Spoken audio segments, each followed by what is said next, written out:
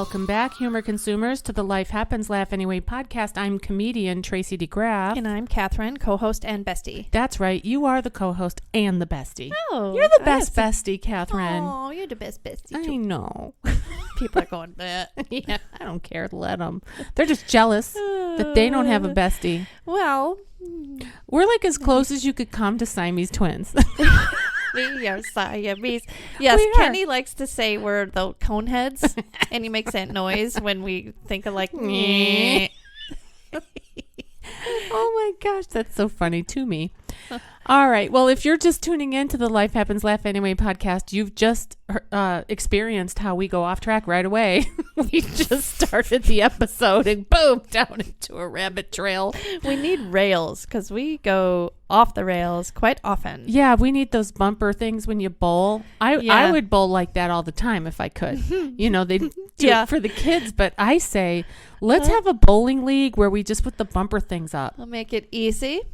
Make it fun. Make it fun. Because it's no fun when the ball goes into the gutter every time. It's very disappointing. And then the thing that's the most humiliating is you're standing up there. It's a little higher than everything else. Your butt is facing everybody. And your ugly shoes. And then you have to pivot around with that failure, and you have to kind of admit, oh, I suck.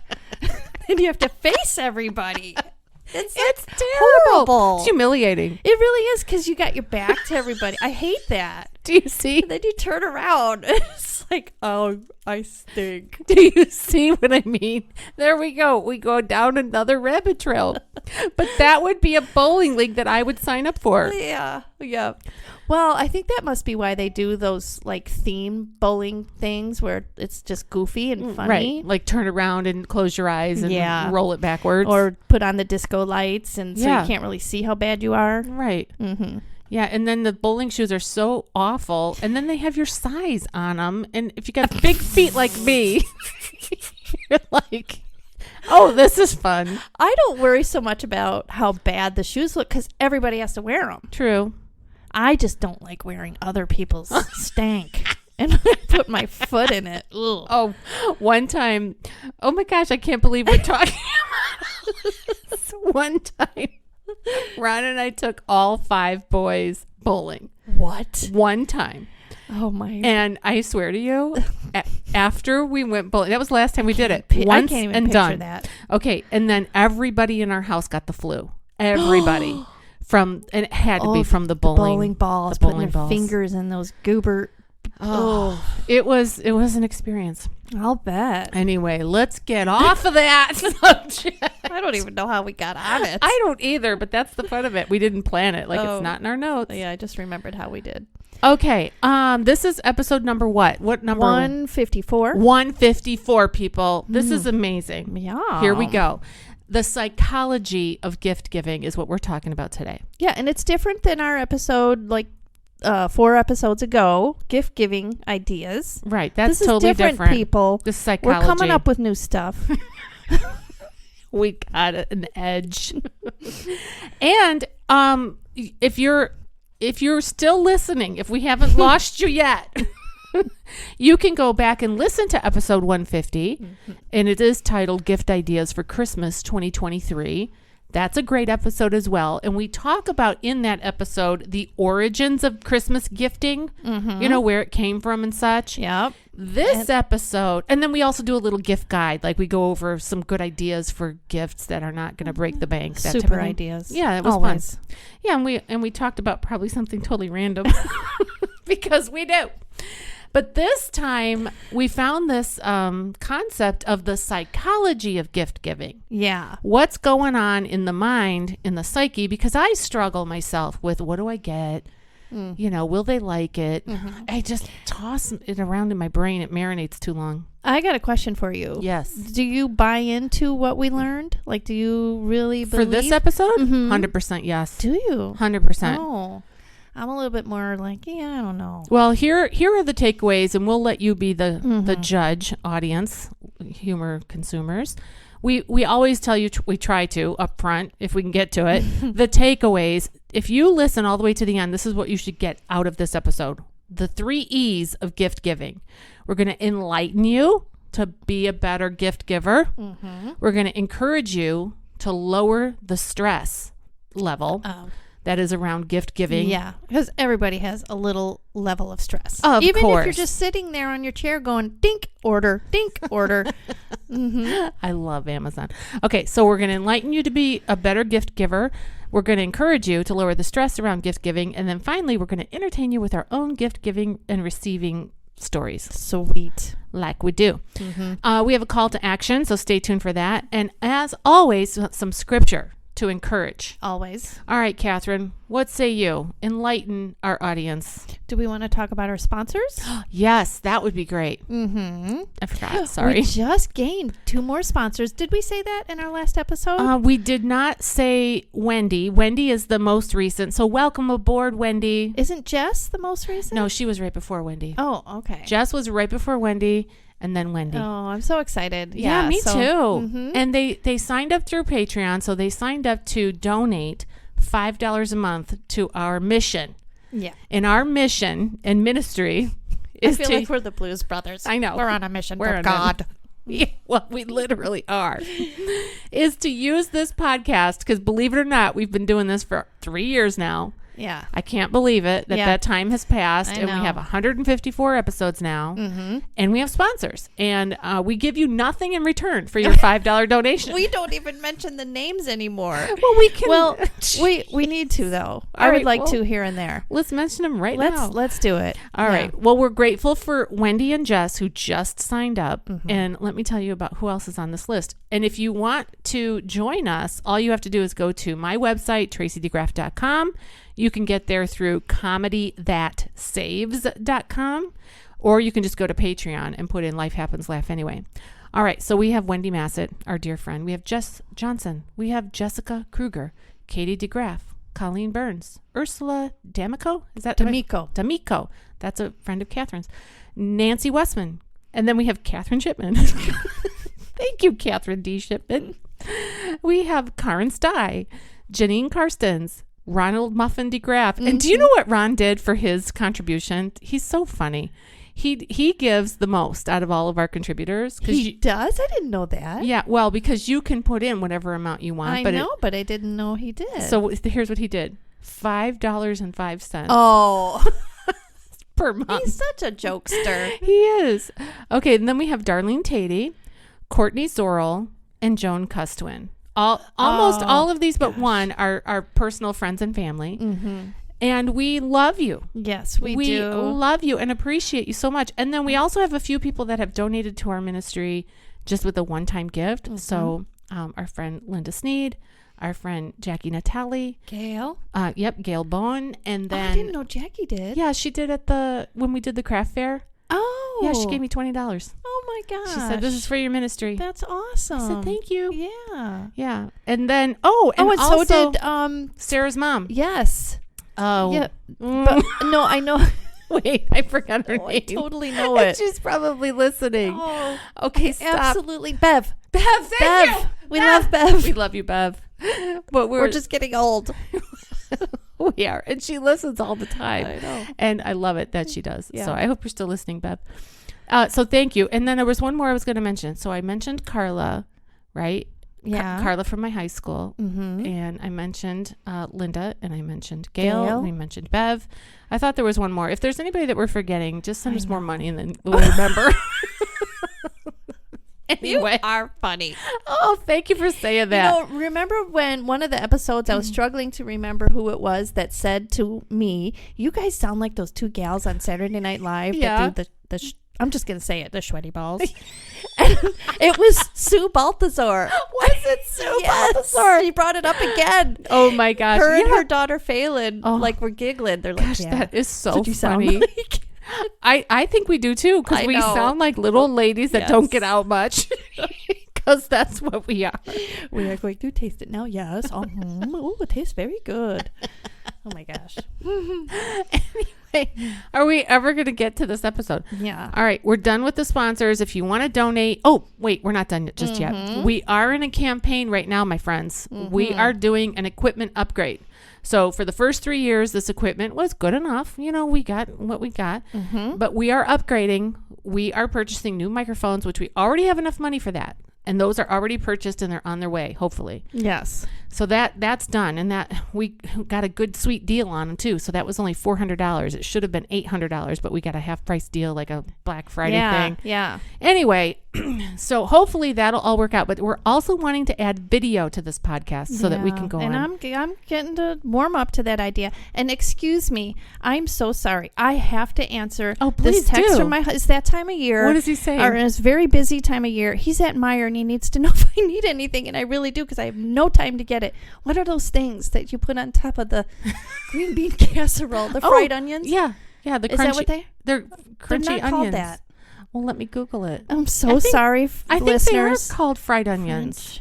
French fried onions. Onions for the green bean casserole. Do you have to make that for Christmas? I have to make it, yeah. That is exactly what they're called. They're called crispy fried onions or French fried onions. He'll know what it is because he eats a green bean casserole. Yeah. Catherine is going to this wonderful event that in her family, they call it Thanks Christmas. And her cousin Christy I just love Christy. I know. Christy, if you listen to our podcast, you'll be blessed because you'll hear us talking about you. Yeah. She's got the gift of hospitality. We were talking does. about that earlier, and she's hosting, and she's got a lot of stress going on right now. So prayers up for Christy and for health of the elders in her family who are really struggling right now. And Christy herself. Absolutely. Yes. She's battling it out. All right. Yep. All right. Let's get to the episode. Are we ready? Yes. All right.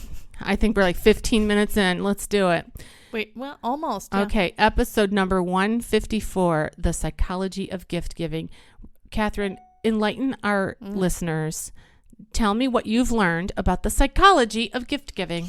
Well, we were watching this video that you sent over. I did. And what this research study has found, that there is a great joy in gift giving, which we kind of always have known that, but there's like actual physical evidence when they test the brain with an MRI, I think it is, when someone gives somebody a gift. So we kind of learned about that.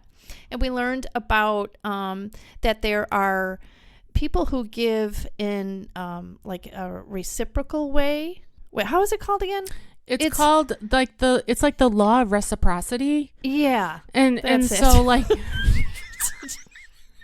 take it away, Tracy. Because I have a confession. I read this while waiting to go into physical therapy, and then my therapist calls me and she's like, "Hey, are you nearby? I think I see your car. You could come in early." So that I was like, "Oh, okay, I'm going in." And that was the end of my research. That was the end of it. Yeah. Well, the theory of the law of reciprocity is that if I give you something, I'm giving you like a piece of me. Like I love you and I care about you and I want to share this wonderful thing with you. And so even though I'm giving the gift, I'm receiving a blessing in return. Yeah. So it's reciprocal. You know, right. I give out, I spend money for it, or I give time in making it, or searching for it, or whatever. Yeah. But the feeling that I'm going to get because I'm giving it to you is the reciprocal part of that. Yeah. And isn't it too that there are those givers that give what they like and what they would love to share with somebody, with the recipient? And then there are those who give who really think that they know what the recipient would like, and they've taken cues on that sort of, you know, on that person's interests and things like that. But the studies have found that recipients, I find this hard to believe, prefer to receive what the giver would like to share, like a piece of what because they say there's like this bonding that goes between this transaction of the giver giving something that person really likes and would like to share. I don't know that I'm necessarily feeling that but I think it depends on your, it depends on your perspective. Yeah. Because there are, like there's a degree of crazy that can be going on. Let's just call it what it is. Let's say, for example, that you are in a relationship with someone who's a narcissist. Yeah. Okay, so if you're in that setting, it's going to skew it. That is definitely going to skew it. It's going to skew it because the recipient's going to be like, figures. Yeah, exactly. You didn't think of me at all. Right. So let's kind of take that out of the equation just for now. Yeah. And the study that I looked at, they did say that the researchers were surprised to find out that receivers of the gift preferred the gifts that were given with the giver in mind rather than the recipient in mind. Mm-hmm. And you would think it would be the opposite. You would think. But I think. Well, okay, this is only one study, okay? Mm-hmm. And so it's but they did study a lot of people. It's just a sample. Okay. Yeah. But anyway, one of the reasons that they said that or theories that they feel that that was the case is because people feel like the person that was giving it to them wanted to share that piece of their life with that person so much that that's why they gave it. Mm-hmm. You know what I mean? Mm-hmm. Here's an example. Let's say that you read a book and it changes your life. Yeah. And you love it so much. Yeah. And you say, Tracy, I bought you this book because you're my bestie. Mm-hmm. And because I think it's going to change your life. But it better not be How to Lose 20 Pounds Forever. Right. Right. Finally. Exactly. Oh, gosh. I'm going to tell you the truth. Christmas gift giving and exchanging and all of that, it has stressed me out forever. Oh, it really has. It has. I mean, with 5 boys, my life, my adult life, raising a big family has been a stress. I mean, the holidays were stressful. And so we stripped it down many years ago, which I'm grateful for. I mean, at first, it was Ron's idea to just do like one gift per kid. Mm-hmm. And when we only had a couple kids, it was like, we're pathetic. Look at that Christmas tree. It's got 2 gifts under it. Yeah, right. And we sometimes do a couple gifts, but nothing extravagant. Mm-hmm. Just a little something, right? Yeah. And the stockings were always a can of Pringles because it took up a lot of space and it was only $1. Yeah, right. And a can of Coke and Pop-Tarts. Like these were all the things that were forbidden in our house because the kids would just fight over them and stuff. But we would let them have it at Christmas. And then we would put in toothpaste and toothbrushes. Mm-hmm. And when they got older, deodorant. Oh, right. For sure. And today, my 5 sons are all grown men, and they still like to get those things. You know, you told me about this, and maybe it was even in our other podcast. Yeah. And somehow I got into this conversation with our friend Dee, and she was saying that she too gave essentials in the stockings, like toothbrush, toothpaste. Yeah. And I was like, man, it's just the way we roll, I never did that because I was buying them that kind of stuff anyways, the way I looked at it. And so I'm not saying it was the smartest thing to do, but we just put more gifts in there, you know, and I didn't like them to have candy. So I didn't put candy in that much because of, I was against that. So it was more money. And Kenny and I have always been suckers. Like we're just like not super disciplined in that area of gift because we just are suckers. I would say every time I'd say, okay, this is the limit. This is what we're spending. or Kenny would say it and we'd agree on it. And then Christmas Day comes and he's slipping something out from under the couch and it's like an iPhone for the kids, And I'm like, you didn't tell me about that. And he'll do that to this day. Like we were talking about what we've spent on each kid and he's like, plus I ordered something, it's coming. And I'm like, Kenny, you're so weak. Yeah, and then once you do a little bit more for one, you feel like you have to make it even. Yeah. All right. Well, it is tough, but But the point of the psychology behind it is really, it doesn't really matter if you are giving a gift with the person in mind or giving a gift with yourself in mind. The point of it is you're giving a gift. Yeah. So. And obviously, like Kenny has a lot of joy in giving, and our kids do too. I do have to say they love giving good gifts. And you mentioned about it's been stressful. Like, Mm-hmm. you know, just, I remember being stressed, like when the kids were little, like getting that Elmo doll or whatever it was that, you know, everybody had to have.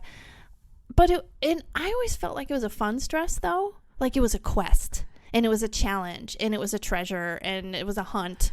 Yeah, you know, I don't know if they have those same kind of toy problems, you know. Right. Well, because I remember when Cabbage Patch dolls back in the 80s were a hot item and super expensive. And if you got a Cabbage Patch doll, which I never did, and I have issues. You were too old for it by then, because wasn't that the late 80s, early 90s? I was a late bloomer.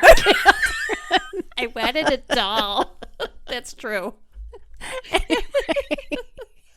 and then there was that darn Tickle Me Elmo.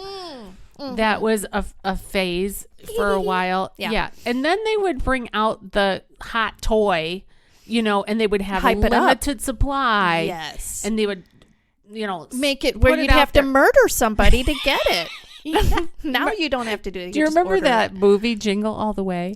Yes, I never knew how funny that was until just a few years ago when we started expanding our Christmas selection of movies to watch. I love that movie. Yes, it's funny. Arnold Schwarzenegger, Tom Arnold, and who's the nemesis? Tom Arnold in it? Yeah, Tom Arnold is in it. Oh, he's the neighbor across the street. Okay, who like is flirting with the wife. Oh yes. And then there's is it Sebastian? Oh, Sinbad. Yeah, that's Sinbad. Sinbad is who I remembered. Yeah, he's I barely remembered like Tom the Arnold. nemesis, you know. Yes. Oh no, it was not Tom I didn't Arnold. think it was. It was Phil Hartman. Yes. Phil Hartman. Yeah, Phil Hartman. My bad. Yeah, that's right. Oh, and Jim Belushi was in it. Yeah, I remember that too. Oh my gosh. Yeah, that movie is really funny. Yeah, if you haven't watched Jingle All the Way, my friends, get it. Yeah. And watch it. Anyway, it's about a quest of this dad last minute to get this doll for his son. And he's a busy dad and he's he can't always get letting it. his son down. So he's got to get this superhero toy. Yeah. And it's like the ultimate stress in gift giving and receiving. Yeah. And the wife is like, I told you months ago to get that doll, you know, or that toy, whatever. Anyway, in this research that I had sent to you, I took a few notes when I was listening to the video. Glad. Oh yeah, you're welcome. Okay, here's the first thing that several different researchers said. Just ask the person what they want. Yes. Just ask them. Now, speaking of that, my poor mother-in-law. So you and I are getting ready for this podcast to record, and we're sitting in your front room and we're going over our outline, right? Mm-hmm. And I say, just a second. My mother-in-law texted me, and she said for the third time, but she didn't word it like that. She said, "What is your Christmas list?" Yeah. Because I'm really struggling what to tell her. She's so wonderful. She always, you know, every year she insists on getting something. And we always tell her, you don't have to spend money on us. Yeah. But here's the thing. And I have learned this throughout the years. Mm-hmm. I stress her out more if I don't tell her what I want, because she wants to give me a gift. Mm-hmm. And she wants to give me something that I'm not going to return or that I don't want. She wants me to receive from her what I would like. Mm-hmm. And it's too difficult for her to try to read my mind and to figure it out. So, but then I stress about, the thing I want is $10 more than what I think she spends. So then I go on this long rant, like, well, if you have a coupon at this particular store, or like I've told her in the past, if you buy it this week at Talbot's or Chico's, it's half the price. But I'm afraid that, I just don't want her to spend too much. Okay. So there's that. So here's the thing. You know that your mother-in-law absolutely adores you. She loves you. Oh, and she does love me. She does. And I know that you adore her and love her. I do, yes. And from an outside perspective, just watching the relationship that you have with her and that she has with Kenny and also with the grandkids and even the other siblings, because our families we're enmeshed. I know. I just snorted. Sorry. Yeah. And so we're oftentimes involved in the extended family celebrations and birthday parties and all of that. Mm-hmm. And so I've gotten to know Judy over the years. Yeah. And I would feel the same way if I was her, in terms of I absolutely love my family. And I have a daughter-in-law now, and I love her, and I hope that I can be a good mother-in-law to her. So anyway, that aside, it's the relationship that you need to just really focus on, right? And just be happy about the relationship. And that she doesn't perceive that you're trying to take advantage of her by saying, I would like a $60 game. Right. Yeah. Isn't that funny? Yeah. I It still is. to this day will fret about that. Yeah. Like, but Judy wants to know what you want, and you're a little afraid to tell her what you want. Yeah. But you don't want stuff that you don't want. And I don't want her to be stressed. So I said to you when this was coming in, I said, oh, and I showed you the text. Yeah. Like, you do believe that this is what I'm getting right before we were about to talk about this. And so I ended up calling her, and we chatted for just a little bit. And she assured me, because I said, well, she told me she was at Kohl's, because I could sense, I know my mother-in-law, and I could tell when she's out. And I said, are you out shopping now? And she said, yeah. I said, where are you? She said, Kohl's. And I said, well, there is this game that I would like to have, but I think it's more than what you normally spend. She goes, don't worry about that. Just tell me what it is. Right, because she wants to get it done, Catherine. Yeah, she did. She just wants to get it for you. Yeah. Okay, so just a few minutes before you came over today, I texted a few of my boys, and here's what I got from them. So one of my boys, my baby, Caleb, let me find him. Okay, he's 20. How old is he? 22? He's 23, isn't he? I don't know. 22. 22. He's 22 years old, and I text him. I go, hey, Caleb, I'm doing my Christmas shopping. What do you need for your apartment that you don't have right now? Because he just moved in to his own apartment. So this is the first time he's living totally alone. He had lived with us, obviously, from birth. And then he moved in with his brother, Luke, my second born son, and he rented a room from him. Well, he didn't have to buy all the stuff that you have at a house because he was only in a room, right? So then I gave him a few suggestions: pots and pans, ? Vacuum ? Broom, dustpan, bucket. He's probably like, what would I do with that? I said, hang on it. And I gave him some ideas. I said, pizza maker, how about that? Or a garbage can, towels. And then I gave little praying hands, like, please tell me what you want. And then he said, a vacuum would be nice. And I said, and it would suck. And he said, wicked funny. Yeah. And then I went over to my Amazon little app, and I ordered him a vacuum cleaner. And it's coming on Sunday. Bada bing. Done. Okay. Then my other son, Luke, I had said, now Luke is my second born, right? And he does not like to give like a gift list.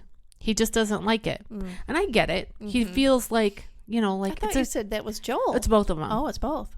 Yeah. But Joel, I have Valerie. Yeah, so she could speak and so for I have a workaround. Yes. Yes. Thank you, God. Okay, so Luke, I go, hey, son, hope you're having a wonderful Friday, because this is Friday that we're recording. Okay, I'm doing my Christmas shopping, and I know you're not. I know you're happy with anything, but I would love to get you something to encourage you spiritually. So I had that thought in mind. Like, I would like to get him something that would grow, add to his spiritual growth, whatever.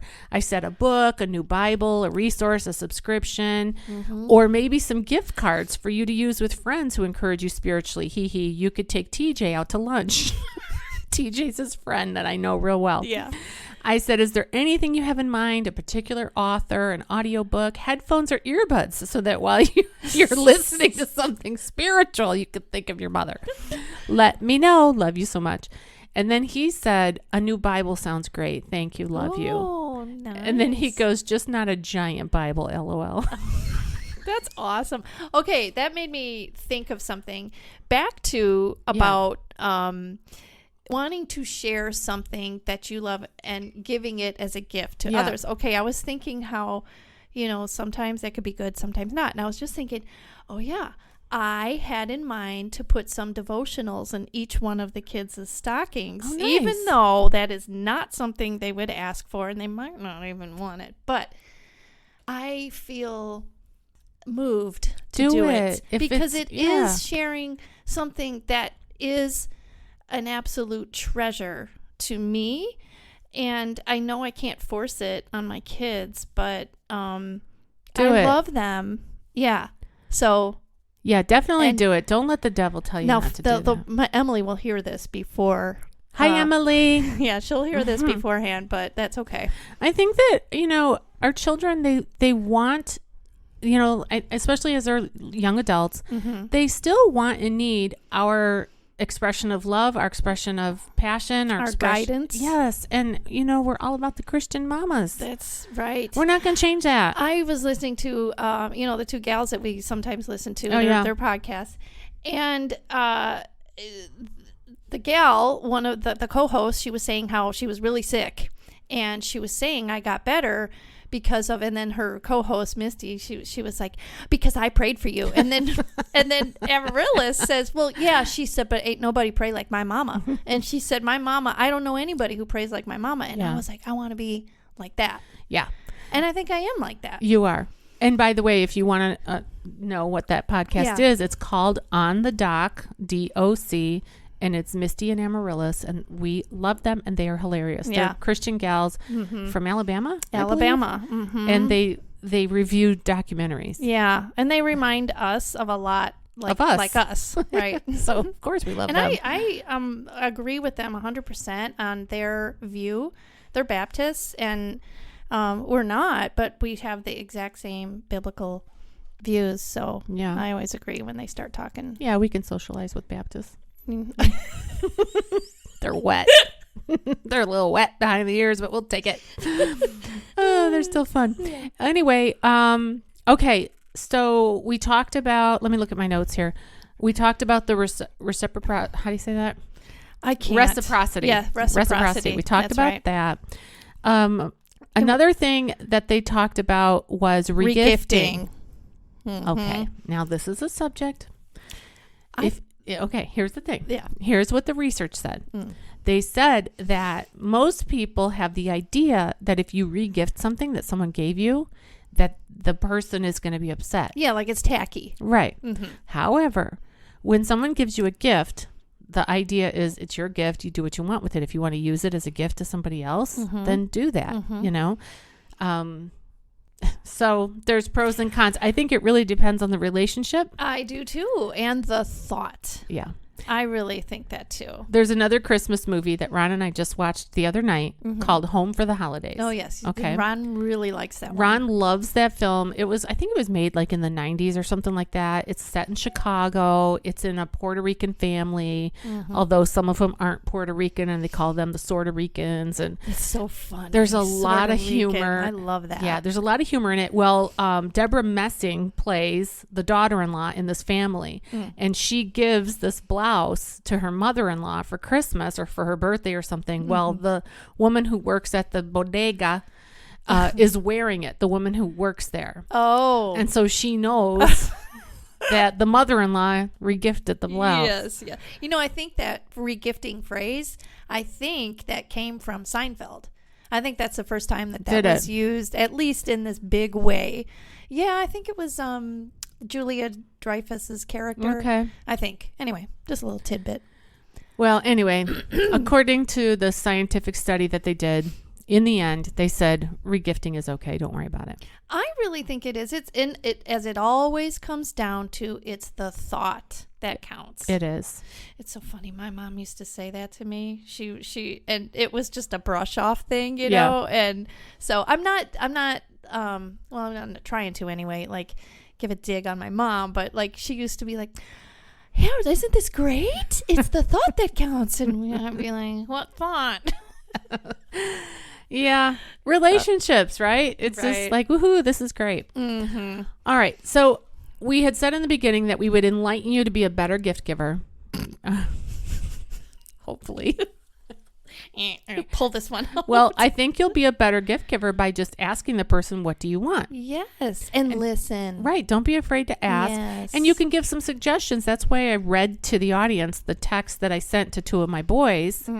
Okay. Here's what I have in mind. Something for your apartment. Here's some suggestions. What on this list do you think appeals to you? Boom. Vacuum. Done. Yeah. Here's what I have in mind. Something to grow you spiritually. Here's what I'm thinking. What appeals to you? Boom. Bible. Done. Yeah. And then, of course, like I said, I have Valerie I just sent Val a text and I said, please send me your gift list. It's so much easier for some people when you just are blunt and direct or whatever with it. It's so funny. My daughter Alice, I swear, if she could, she'd send it in June. Yeah, that's how my Adam is. Yeah, she was the first one. I think it was actually October, and she sent a link to the whole family. We've got this family thing, and she sends the color, the size, everything.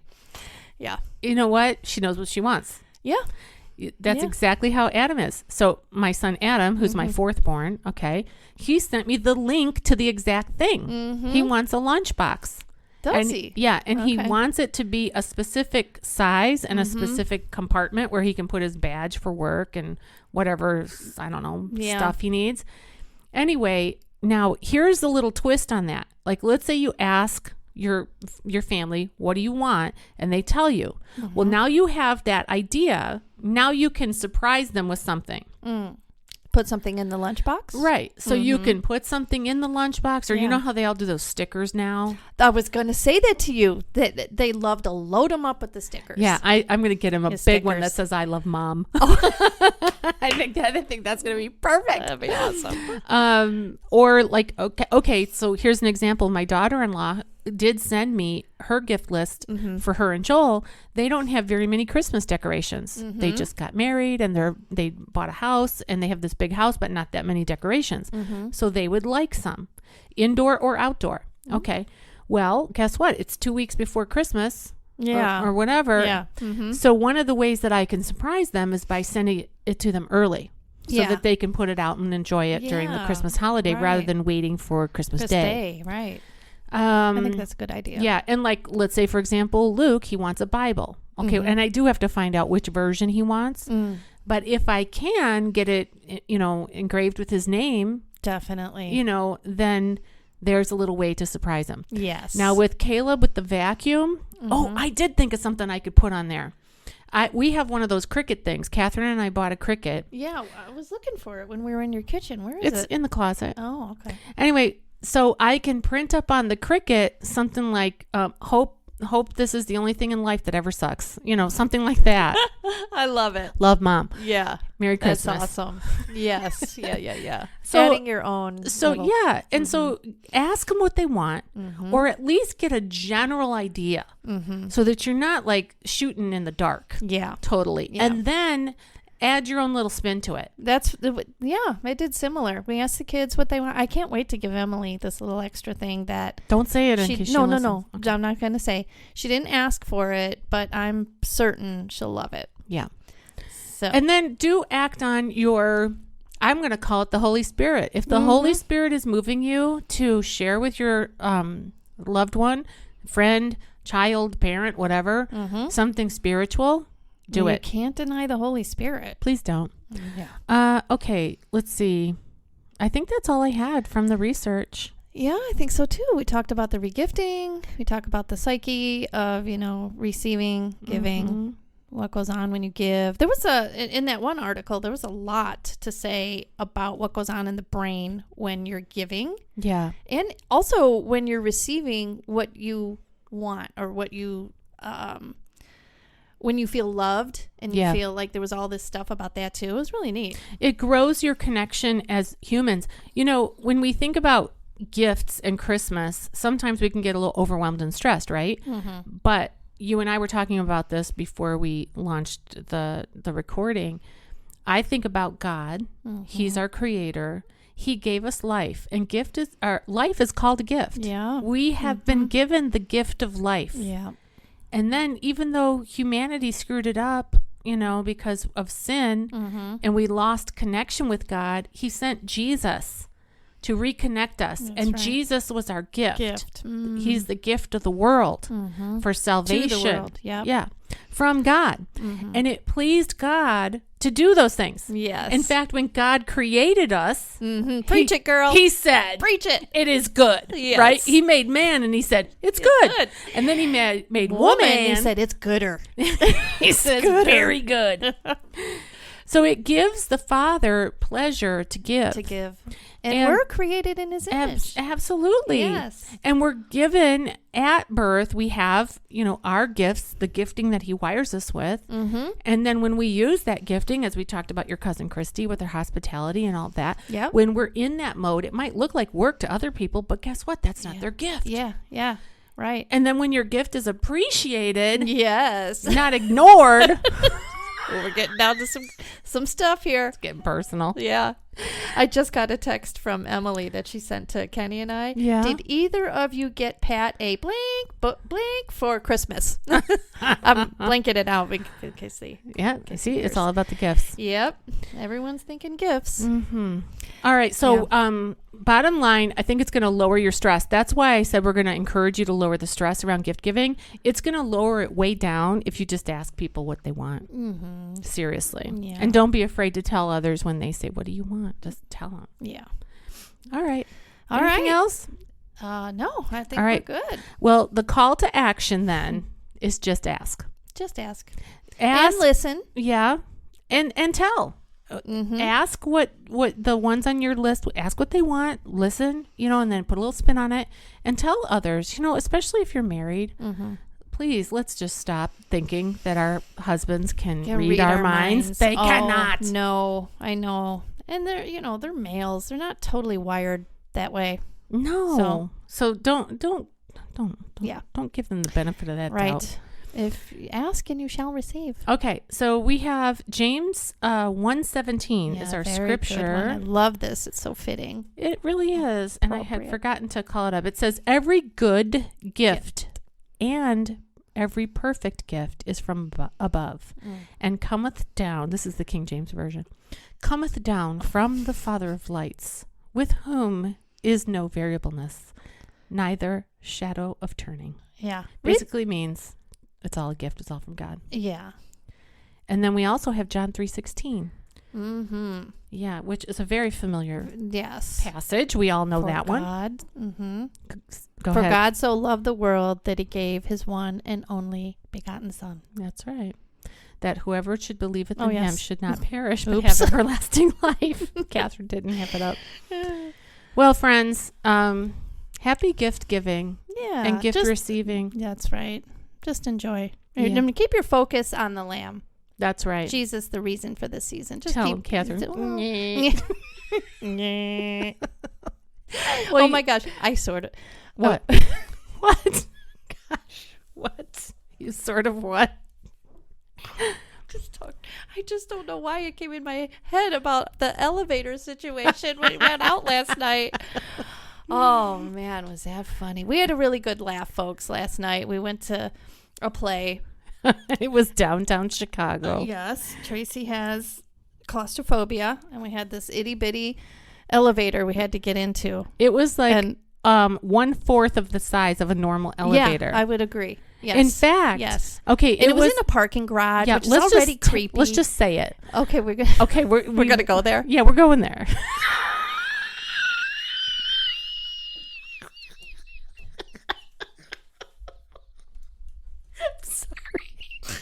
We're going there. Oh no. This was in a parking garage in the city of Chicago. Yep. And it was a nice night. Mm-hmm. Whatever, nice and mild, not cold and all that. Mm-hmm. Well, we had to park on the 7th floor of this garage and then walk to the elevator. Mm-hmm. And there were 2 people in front of us. Right. Well, guess what? They got on the elevator and then the 4 of us looked in there and went, oh hell no. Right. Right. And then we kind of mumbled with her, he's got claustrophobia, no, it's not going to work. Yeah. And we just said, oh, we'll take the next one. Mm-hmm. And so they left and then we hit the button again. Now the 4 of us get in there and this other guy whips around the corner and parks his car. And I'm standing there going, hurry, press the button. Let's go. You're in the back corner of the elevator and you're kind of like forcing your way through past Ron to get the button pressed to close the doors. Yes. Yes. Mm-hmm. Because I know what's going to happen. Yeah. The guy is going to. He's going to come in and I'm going to have a panic attack. Yeah. And it was already happening. You were already having it. I was. I know. It was scary. And so I'm trying to avoid this panic situation. And this man, I said something like, "Oh, sorry, we're full," like that. It was more like, "We're full, you can't come in." That's what it was. In your mind, you think you say, "I'm sorry," but no, it wasn't like that. It's, "We're full, you can't come in." And I'm tense from the car ride because my husband drives in a way that I wouldn't. So I'm like, I'm all clenched up. Then Tracy says, "You can't come in." And then I think then Kenny said she gets, and this man's already coming in. And he's saying something like, "No, I can come in. There's room." And then my husband says she gets, she doesn't like overcrowded things or whatever. He didn't say you have claustrophobia, but he said that. And then you start like charging toward him from the back of the elevator like you're gonna push him. And then you say, "No, there isn't. Yeah, there's not room." And then he says something else, and then he says it's a public elevator. Yeah. And then you say, "Maybe you're a public elevator." And I was like, "Oh my God." And I am like, I dummy up like a clam. And then Ron, I don't even know if I'm going to say what Ron said. By this time, the doors are now shutting. Oh, yeah, they're shutting, yeah. And we're all in this elevator together, and we've got to go down now. I wanted to die. And he said, "It's a public elevator." And I said, "Maybe you're a public elevator." And I thought, what is happening? And then Ron goes, "Nice park job." And I nudged Ron like he was my husband, like, "Tummy up." Nice park job, like he's like, "I'm a 12. man, like I'm a man, and I'm going to criticize your parking ability." And I idiot. felt like it was Ron's way of defending you. Yes. And then I'm like, what's happening to my friends in my house? And then Kenny, he tells us later that he wanted to push the guy out. And I'm like, what if we saw him at church? What would that? Seriously, it was just reactive. I know. Okay, so it's your paranoia that kicked in. I know. It was the phobia. Yeah, for sure, claustrophobia. Mm-hmm. Okay, so there's that, and then there's the irrational feeling of, "I'm going to die." Yeah, I am literally going to die, and this man doesn't care. And then the words just come out. Yeah, "Maybe you're a public elevator." I've been in situations somewhat similar, but I don't. Yeah, where I've done things I would never normally do. Like, my thing is flying. Yeah. And so I have, like, grabbed hold of the steward before, the flight attendant. Yeah. Like, "Help me." I've done that. Well, and then the funny thing was, we were going to a play. And a Christian one, too. Yeah, well, it was the Christmas... with C.S. Lewis. With C.S. Lewis, okay? Mm-hmm. And we didn't really realize at first that it was just a one-man play. It was just one actor. But so we get to the play after all this plays out, and we were laughing so hard we were crying. Yeah. Because kind of in an embarrassed, like, "Oh my gosh, I can't believe." It was shocking. It was like, did that just happen? Right. What phenomenon Who are we? Just happened? Yeah. And then we sit down, and we had front and center seats, front row, center of the theater. Yep. And out comes this older man. He's 81. Yeah. Mm-hmm. And I nudged Catherine. I said, "Oh gosh, it would have been hilarious if that was the guy in the elevator." Oh my word, I would have died. Yeah. And if he looked at us and said, "Maybe you're a public elevator." Yeah. Oh, man. Oh, people, imagine? I repent of my sin of just being an idiot. Oh, I repent too for being with her. Oh, we're just trying to put one foot in front of the other. Birds of a feather flock together. Oh my gosh, it's horrible. All right, well, now you know. Oh, man. Well, you've been listening to the Life Happens, Laugh Anyway podcast. I'm still comedian Tracy DeGraff. I'm still Catherine. See you next time. Bye-bye.